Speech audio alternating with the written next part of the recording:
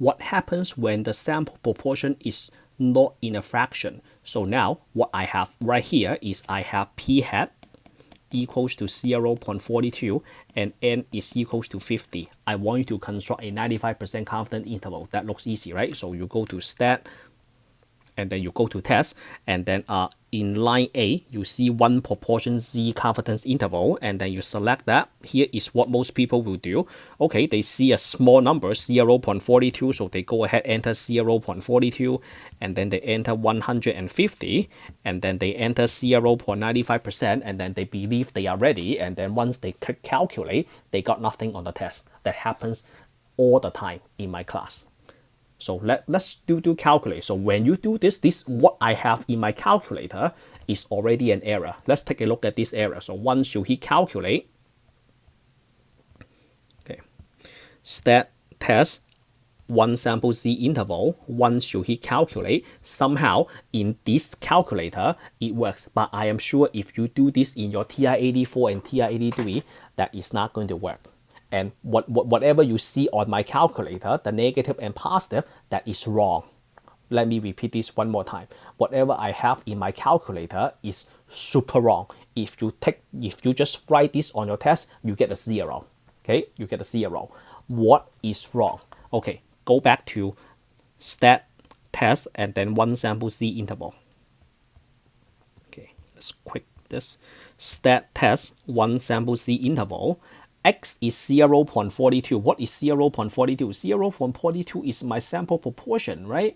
You can't take that as an X, but in fact, in your calculator, you already get an error. So why is that an error? Because X must be an integer. 0.42 is not an integer.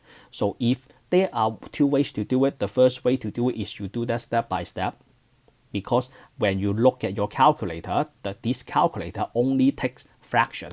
X divided by n, you need to know X, you need to know n, and X is not available in this problem. So that's why you get an error. So how do you get the X out? So if you don't want the X out, fine, you plug this into the formula, you do this step by step, you will get the answer. But I want to take a shortcut. How do we take that shortcut? Look, P is equals to X divided by n, right? And then we know what n is. That is 150, but we don't know what X is. However, I know this whole thing equals to 0.42.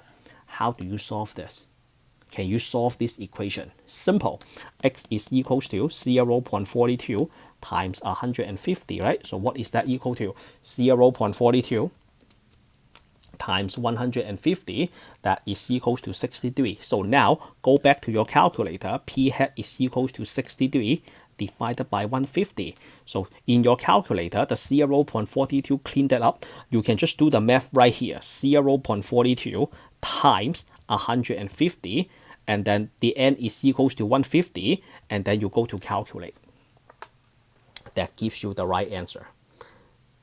So take a look. So we have 0.42 times 150 in X, and then the n is 150. You want a 95% confidence interval, and then you calculate. What do you get? So this one I have 0.3410, comma 0.4990.